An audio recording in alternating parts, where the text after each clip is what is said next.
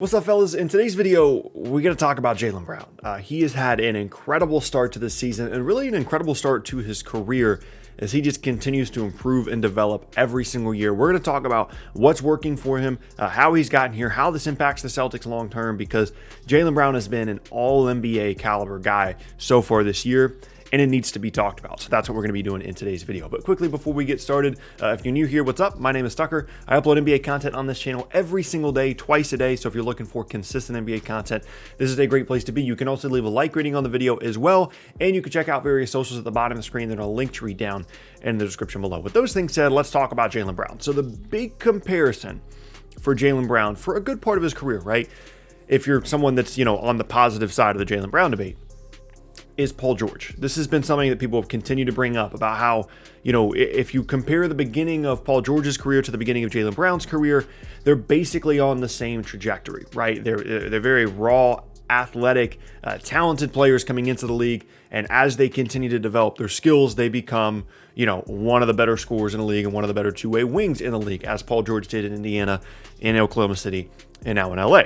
And I'm going to be honest, I was skeptical for a good amount of, the last couple of years when it came to this comparison to Paul George. Not that Jaylen Brown hasn't been a good player, but at times, Paul George has been like an MVP-ish level guy. And I just never knew if Jaylen Brown was necessarily going to get there. And his start to the season does not necessarily mean that he is there or he's going to be there, but he just continues to go along the right path, right? And just continue to get better every single season. And when you look at the statistics here, 27 points, 6 rebounds, 4 assists per game, the over 40% from three-point range, all those things, can show you kind of a glimpse of what's really happening here with Jaylen Brown. And that is, he's becoming a really, really good offensive player.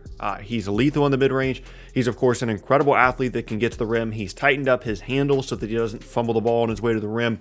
And the three-point shot making has obviously, as it does for a lot of players, unlocked everything for Jaylen Brown, whether it's off the ball, whether it's in ball screens, whatever the case may be. This guy can do pretty much everything. And in the past, the talent has clearly been there. Even as soon as last season, the talent was clearly there.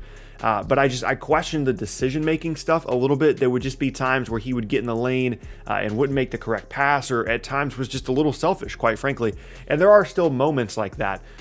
But he has definitely improved there as well. And I think that's kind of the final piece of the puzzle for Jaylen Brown, is continuing to grow as a decision maker and as a facilitator. And if he gets there, sky's the limit. He is legitimately one of the best two-way players in the entire league right now.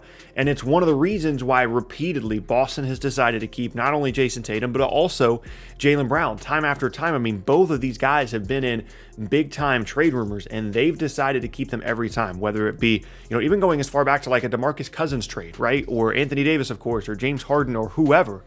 They have always decided that it's worth it to keep these two guys. And right now, Jaylen Brown especially is proving them right. And of course, we all know Jason Tatum is a really, really good player as well. And the other benefit to this for Boston, and maybe the bigger point here, is the fact that Jaylen Brown is doing all this and is underpaid. So he signed a new extension, what was it, a year or two ago? And a lot of people called it into question because they felt like it was a lot of money, going to be making, between $22 to $28 million for the life of the extension.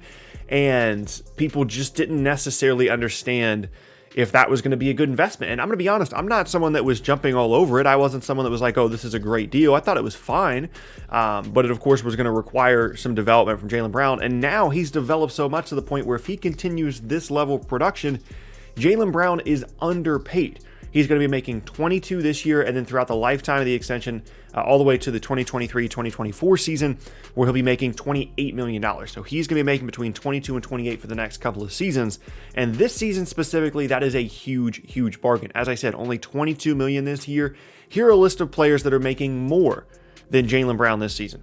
Blake Griffin, who's had some injury issues. Mike Conley, who's been fine, but not on the same level as Jaylen Brown. Tobias Harris, who's actually had a pretty decent season. Kevin Love, who, if I don't think has played a game, and if he has, I've missed it. Andrew Wiggins, who's been better than most people expect, but is still Andrew Wiggins. And then Otto Porter, who's making $28 million this year. All of those guys are making more, and significantly more, than Jaylen Brown this season, who was putting up the numbers that I mentioned earlier and are on screen here. And that is a great thing to have for Boston moving forward, because they've got him and they've got Jason Tatum, both signed long-term, both signed until at least that 23-24 season.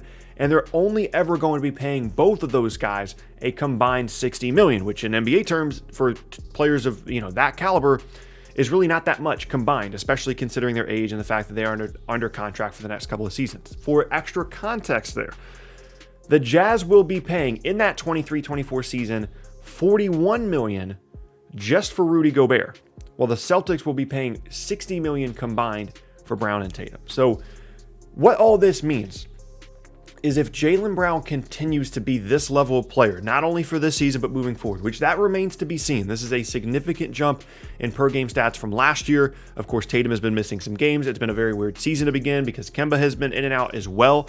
But let's just operate under the assumption right now that this is who Jaylen Brown is, and we know who Jason Tatum is. Worst case, the Boston Celtics are going to be a top 3, top 4 team in the Eastern Conference as long as both of those guys are healthy for the foreseeable future. They are going to be a decent team and one move away from being a conference finals or a finals team every single year as long as those two guys are rocking and rolling. They are that good. They're that good, of two-way wings, guys that can do everything on both ends of the floor. And they're going to continue to figure out ways to, to work together and to make everything work in a way that, there's good chemistry. And I would assume that would continue. I haven't seen anything that would make me think otherwise, that these guys, enjoy playing together and things like that. And there's no way Boston messes this up moving forward.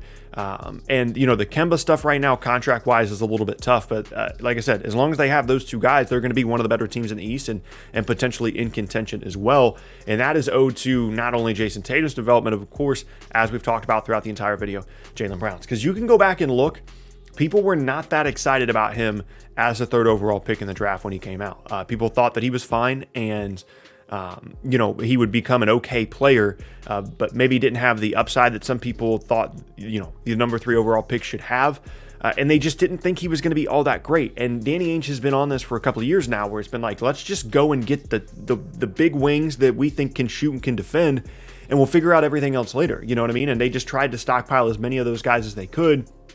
And ultimately, they got 2 of the better ones over the last couple of seasons. So the Boston Celtics continue to develop these players extremely well. Of course, Brad Stevens, one of the better coaches in the league.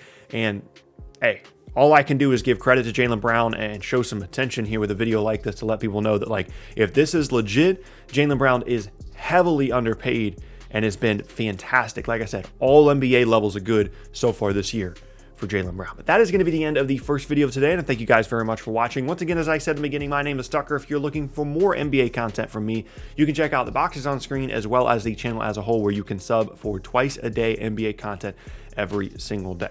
Other things I said in the beginning as well, like the video, check out the various socials at the bottom of the screen. And yeah, hope you guys enjoyed the video, and I will see you all next time. Have a great rest of your day, fellas. Peace.